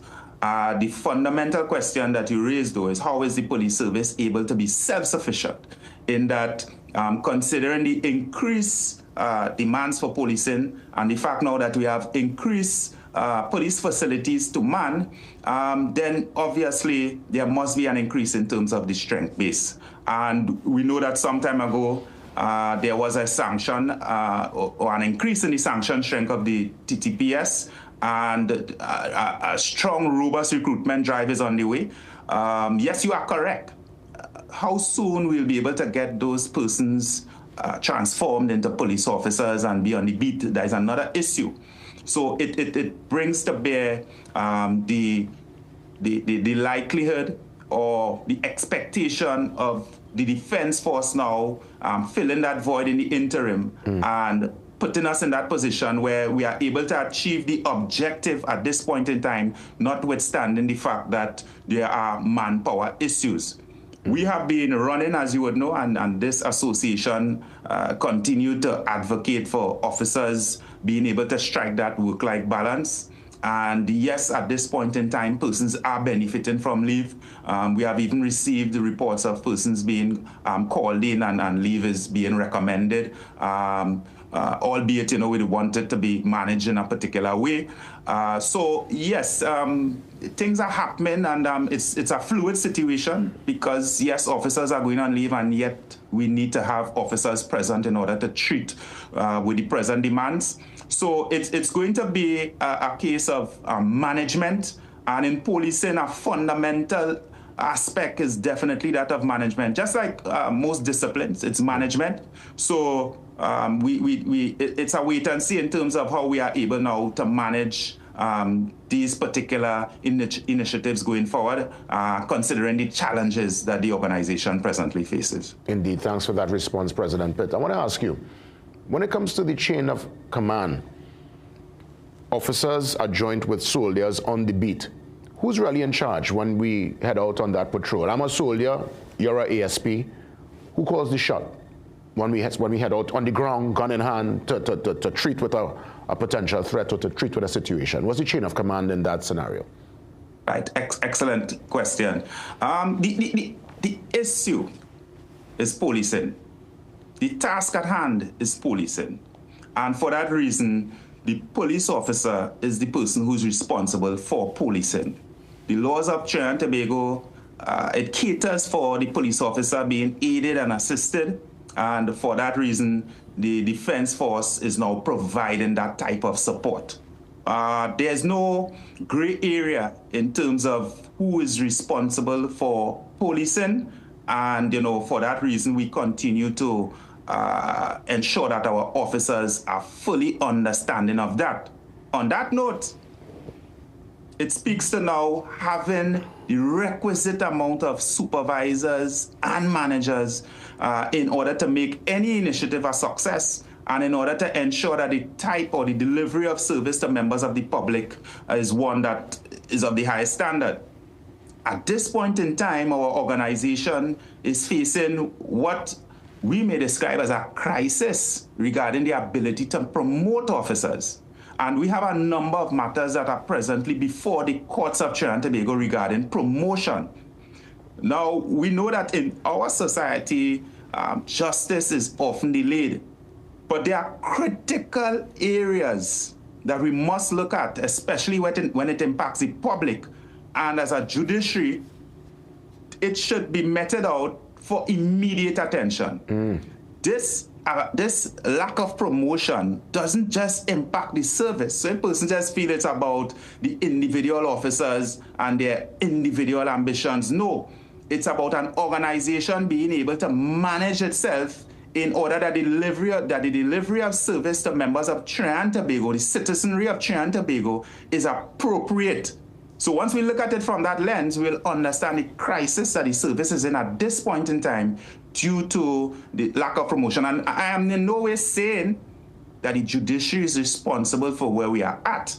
What I am saying is that the moves, the decisions that must be made going forward is heavily hinged on the decisions that the court must make regarding these matters that are before them. Understood. And I think you would have told me in a previous conversation that promotion within the TTPS is based on merit and not so much length of tenure.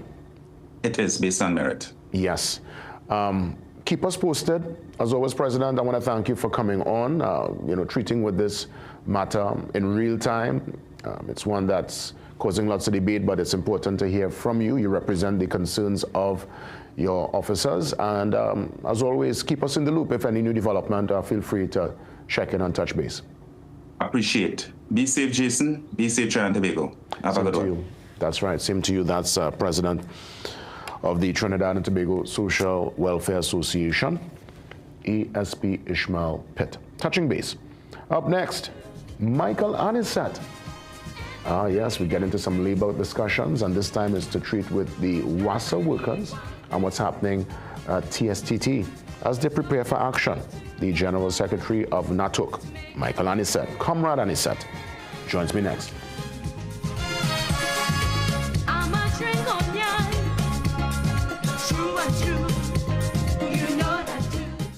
Invest in every innings. Is this the best match of the season? Yes, it is. With the Unitrust Corporation on your team, it's the best match every season. Stop settling for less. Access the best performing funds on the market with the highest income fund rates in the industry with UTC on your side and its 44 years of investment experience. You won't just support the winning team, you'll be part of one. Visit the nearest investment center, agency, or ttutc.com to sign up today.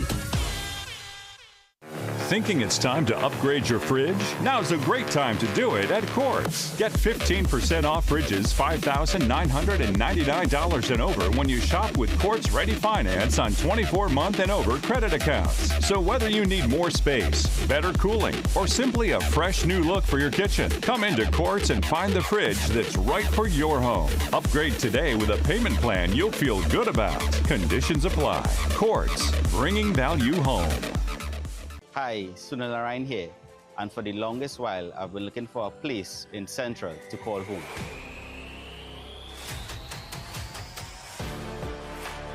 I didn't have much experience in home shopping until I visited Avidan Properties Limited. They made the process so easy, and the quality of homes are truly amazing. If you're looking to get your future home, then I definitely recommend Avidan Properties Limited. Step into ABC Doors and Windows, where quality meets variety. Discover premium wooden, steel panel, fiberglass, and steel security doors alongside aluminum, UPVC, and steel windows designed for strength and durability. At ABC, we're always a better choice, delivering products built to last and service you can rely on. Visit our showroom at 1 Chanka Trace, El Socorro South, or call 638-7184 to make your dream home a reality.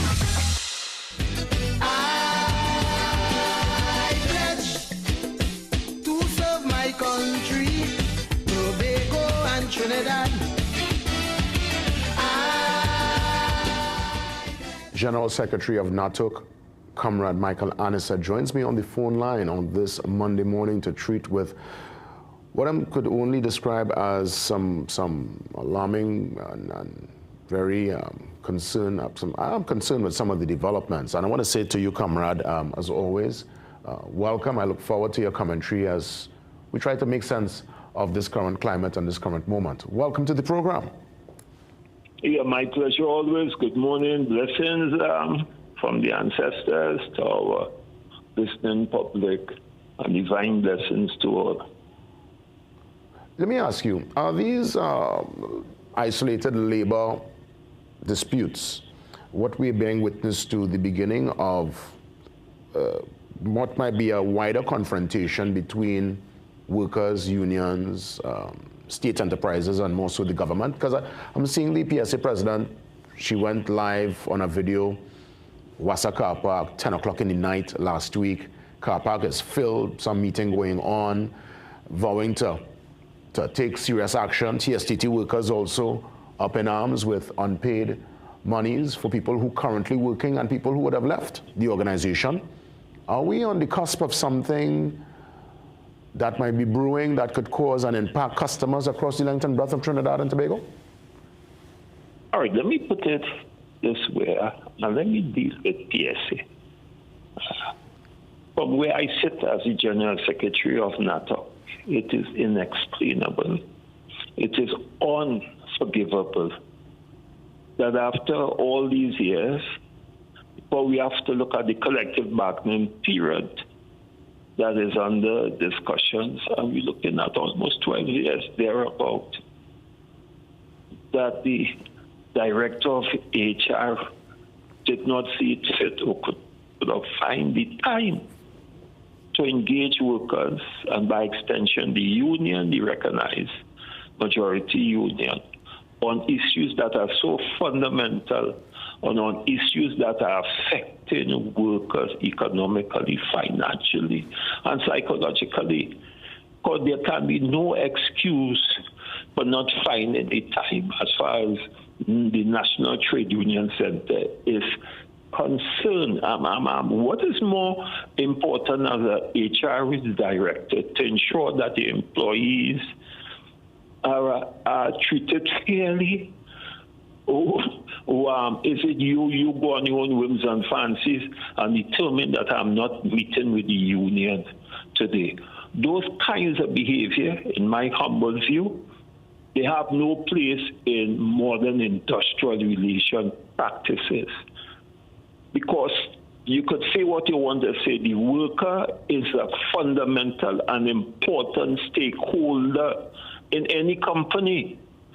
And therefore, you have to understand the sensitivity, and you must treat workers and by extension their representatives with the respect and dignity that both the union and the membership deserves. And it is a frightening phenomenon.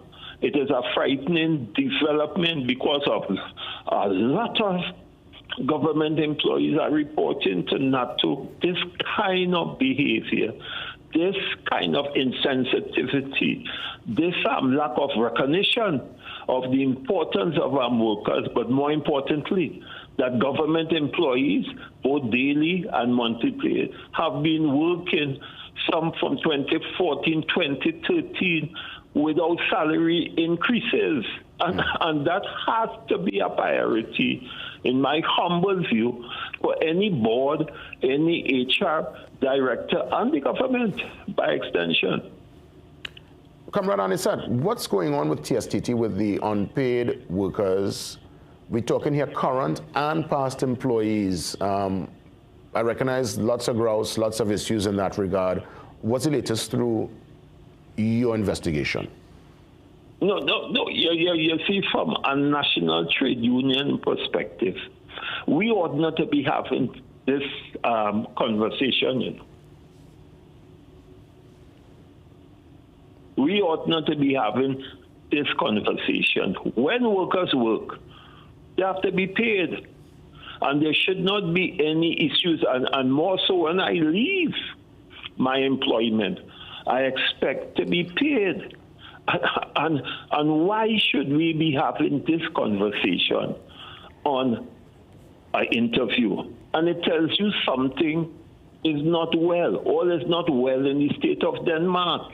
Because those are things that are not allowed to happen in any democratically run country or any society that recognizes workers' right to be rewarded for the work that they do. I cannot go to TSTT. I cannot go to WASA.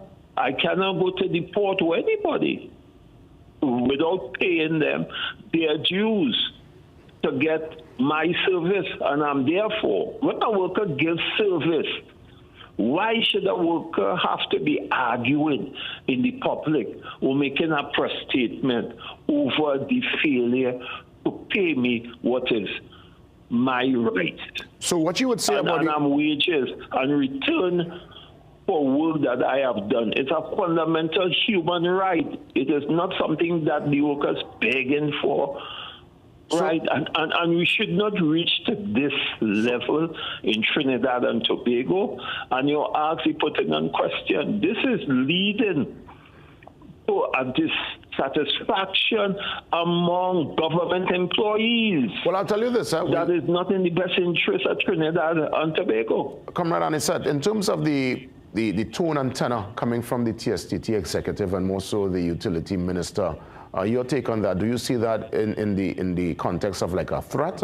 What's your take on the tone and tenor of the executive? And well, listen, I don't deal with tone and tenor because that means nothing to me.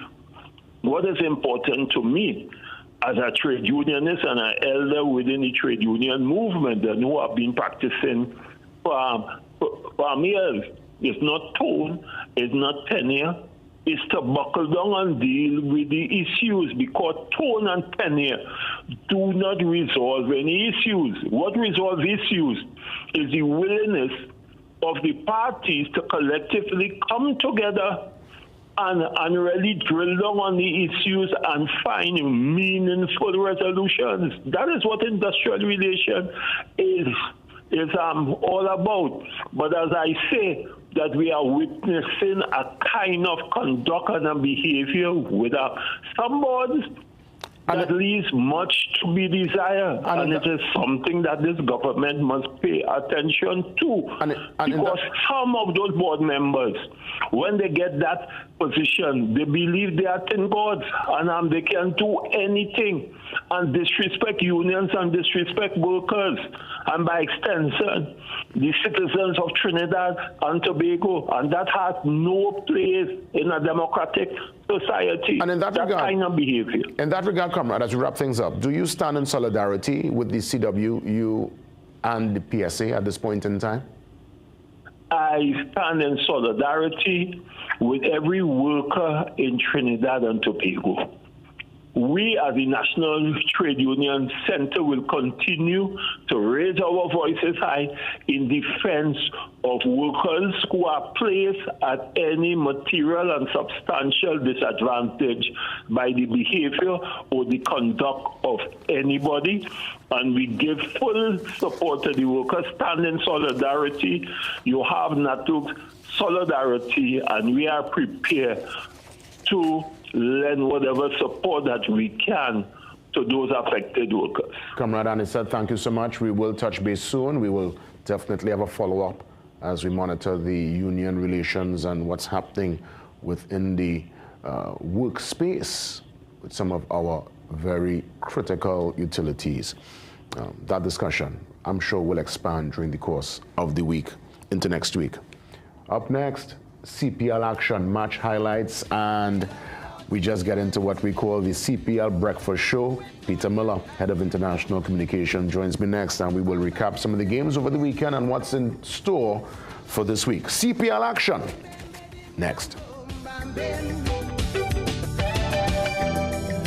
When it comes to gypsum and sealing solutions, there's only one name you can count on. Contractors Warehouse is your complete supplier with the materials and solutions your project demands. From premium gypsum boards to superior quality and specialty sealing tiles, framing metals and sealing grid systems, joint compounds, adhesives, and the full range of accessories. As an authorized USG distributor, we bring you quality products you can trust. With 2 strategic locations in El Socorro and Gulfview Link Road. Contractors Warehouse, everything gypsum, all in one place. You can make your goals unfold, go get it. You can live your dream, join the team, let's do this. You can get the help you need to succeed with Brand Credit Union. You can believe that you can achieve. Big goals, small ones too. Brand Credit Union, we've got you. No more waiting, that won't do. Make someday today. One life, so make it good. Live the way you know you should. With Brand Credit Union, yes you could. Make someday today. Live your best life today with Rand Credit Union. Summer Stage Festival, Saturday, 22nd August. Queen's Park, Savannah. TJ. Alongside the Vendetta Boss. Alkaline. And the Bajan Sensation. Master T. Alongside Chassis, Tempa, Young Bretta, Gelano. Physical tickets available now at Cache stores nationwide. Extra Foods nationwide. Ultimate Car Care St. Augustine. Fits by Brits, 519 Restaurant, Big Life Apparel, Alpha Vapex locations, and online at islandetickets.com. Struggling to lose weight despite your efforts? Feeling tired after meals or dealing with stubborn belly fat? It may not just be your diet. Your blood sugar could be the issue. Spikes can lead to fat storage, low energy, and higher cholesterol. Berberine Plus, with berberine, bitter melon, and banaba leaf, help support healthy glucose metabolism so your body works more efficiently. Take control and feel the difference in 90 days. Available at Pennywise and leading pharmacies nationwide.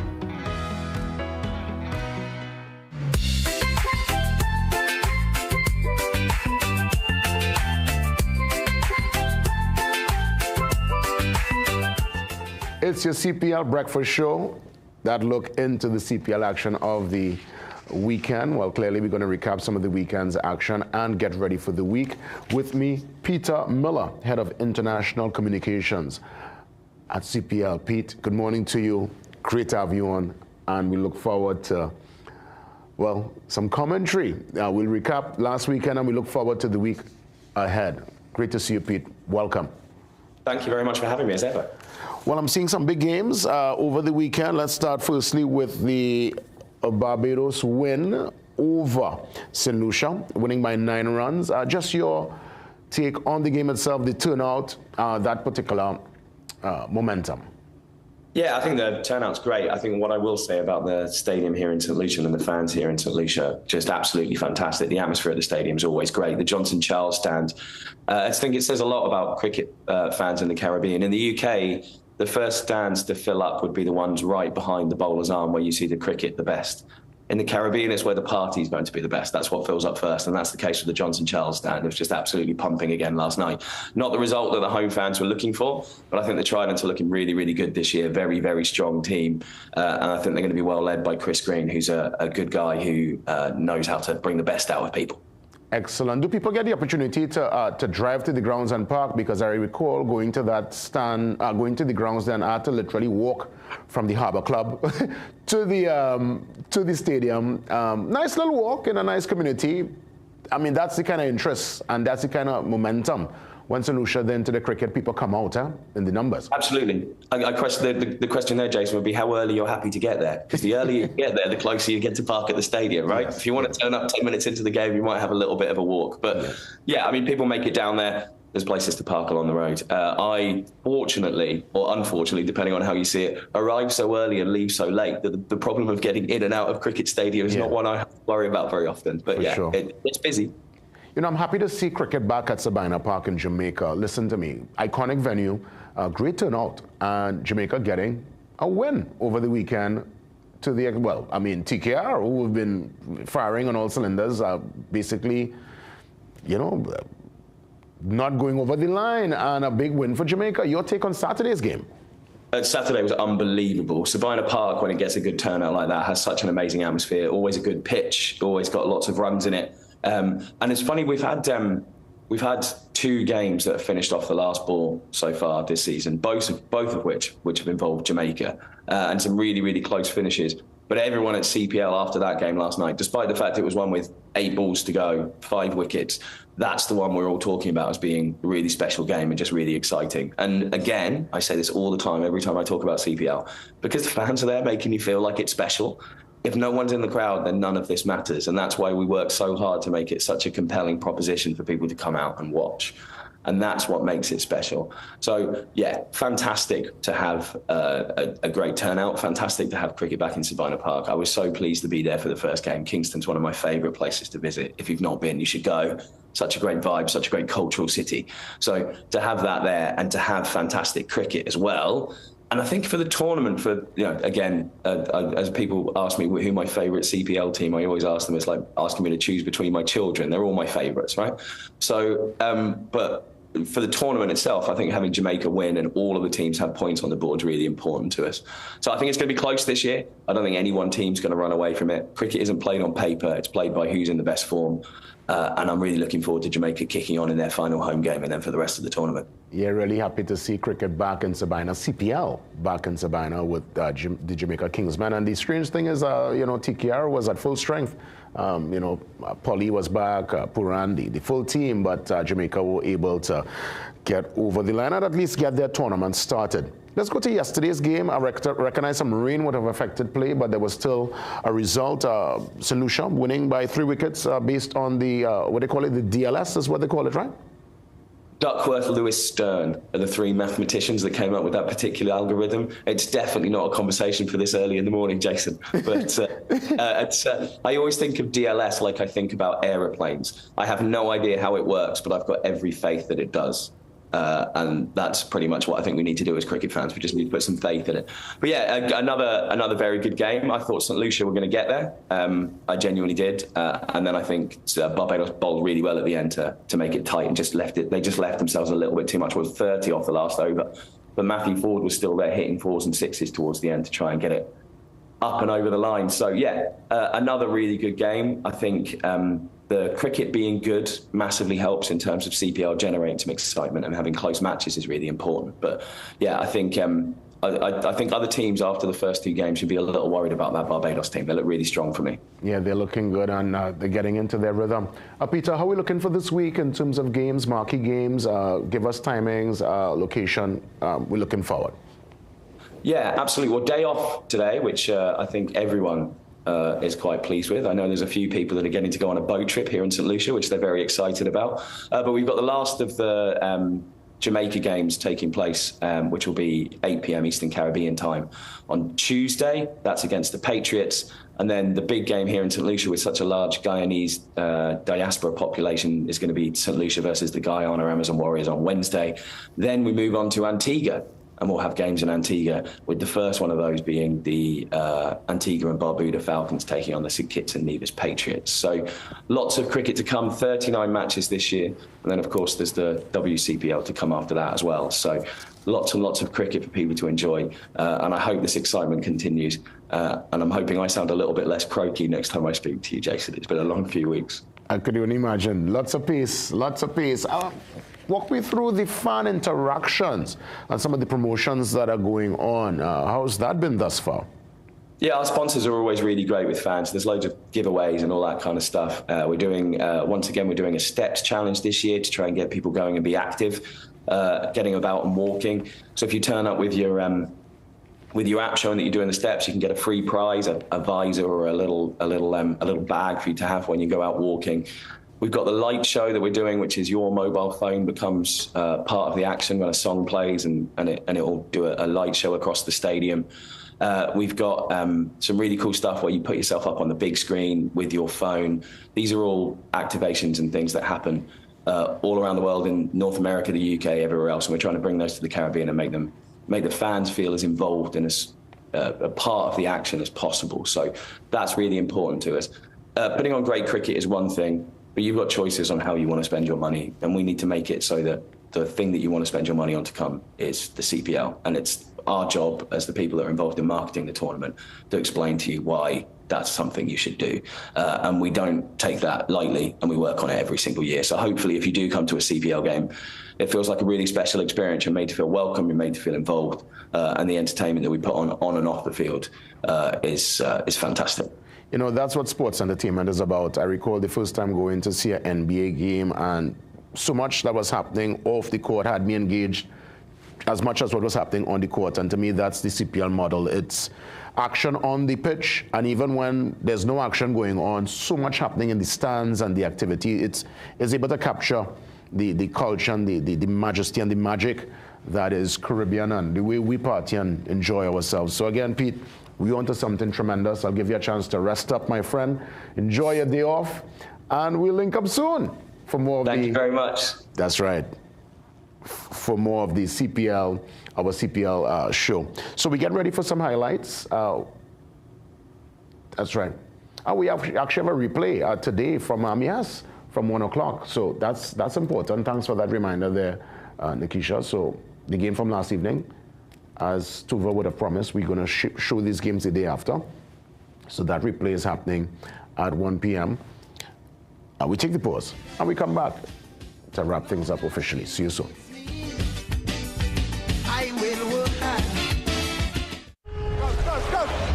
The biggest party in sport is back. Catch every TKR match live and exclusively on CNC3, August 7th through September 20th. You don't want to miss the action. The Republic Bank CPL 2026, only on CNC3. Passion, energy, and cricket live here. Brought to you by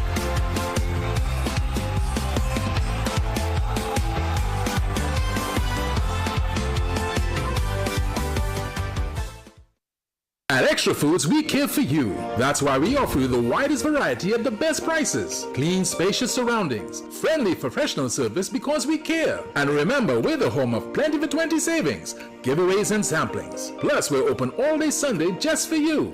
And we've got you covered with basement parking for over 200 cars for your convenience.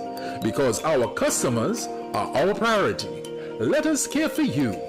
Extra Foods. Always extra for less. Every day, your nasal passages are exposed to dryness from dry air, CPAP machines, oxygen therapy, sinusitis, allergies, and the common cold. When the nose becomes dry, breathing doesn't feel comfortable.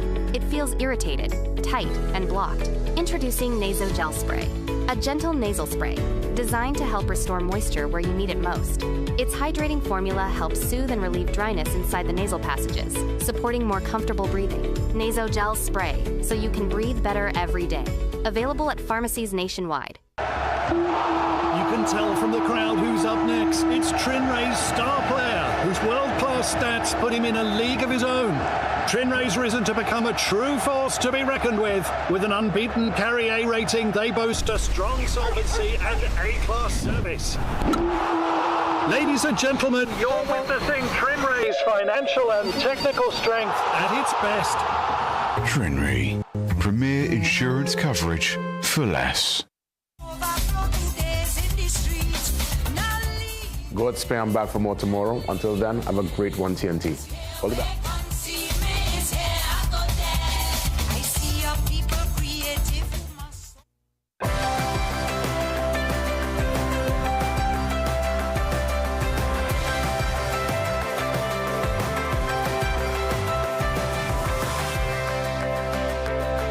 You're watching CNC3. As an affiliate of CNN International, we now join their current